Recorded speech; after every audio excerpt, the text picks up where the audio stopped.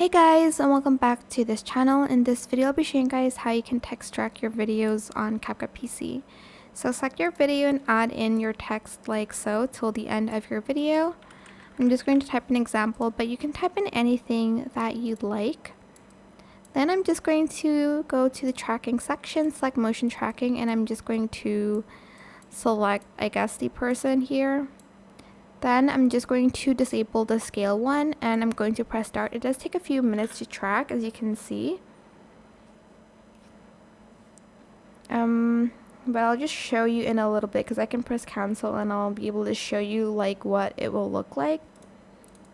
So this is what it's going to look like. It's going to track essentially the part that you like highlighted.